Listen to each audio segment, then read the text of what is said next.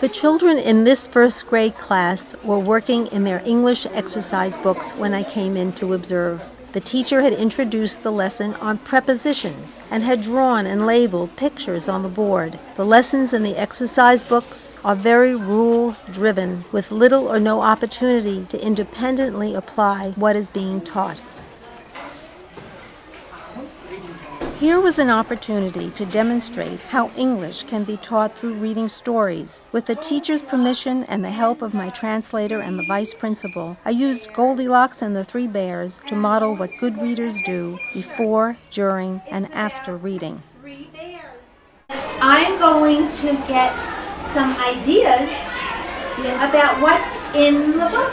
There, mommy bear, and I think this is a good one.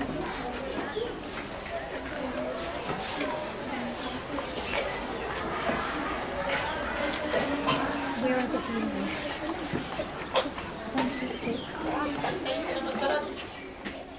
መሄድ ጀመረች። ግን እንስሳቶች አሏል ጫካ ጫኪና ቲጂ ናም ብሏት ነበር ስዕሉ ይመስለኝ ትንሿን ሶስተኛ ላይ በጣም የሚጣፍጠው ደግሞ የዚህኛዋ መሆን አለበት ብላ So what he asked was, where do you think is Goldilocks now? Oh, good question. They said that.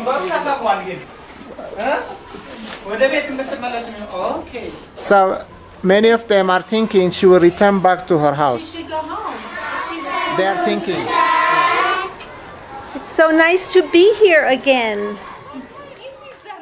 When I returned to observe the teacher's shared reading lesson, it was clear that she had searched and located a story similar to Goldilocks in the third grade exercise book.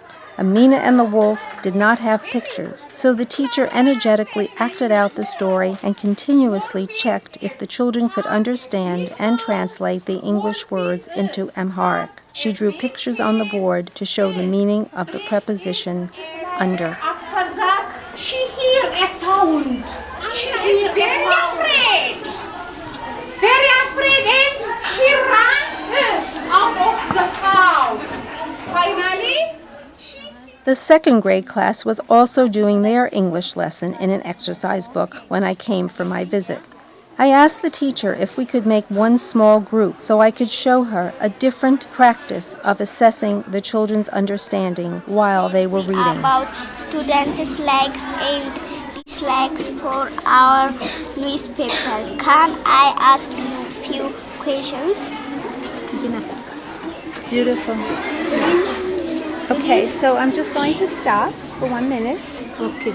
And I want to check with her if she understood. What did you find out? Likes and dislikes. And the language is a newspaper. Here we are doing formative assessment, checking in with each child while they were reading. I asked children to retell, answer questions, draw, and use context clues for word meaning. I pointed out how the children's responses show us what they need to learn. The teacher and I saw how difficult the material was for the children. They were not understanding. Read this one.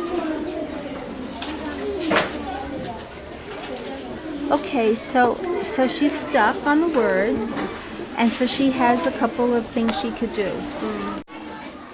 Here is my return visit to observe the teacher's use of formative assessment while reading. The teacher applied some of what she had seen. She asked the students about the meanings of the words they were reading. A good beginning. Another student, what is the meaning of loud? The boy who's eager to answer, the teacher pointed out, had been in a private school. What is the meaning of question? Ah, very good. Ask. Yeah, question means ask. Loud one. What is the meaning of favorite? Favorite. What is the meaning of favorite? The third grade teacher's English lesson was a page in the exercise book on Ethiopia's weather. Students were working independently. I asked if I could show her a way to read the selection with the students to help them with their understanding. A shared reading.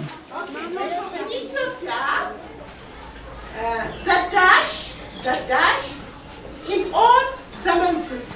When I returned for the observation, the teacher chose to repeat the shared reading we had done. She read many sentences, substituting a word with the word dash, so the children would have to use sentence clues to guess the words.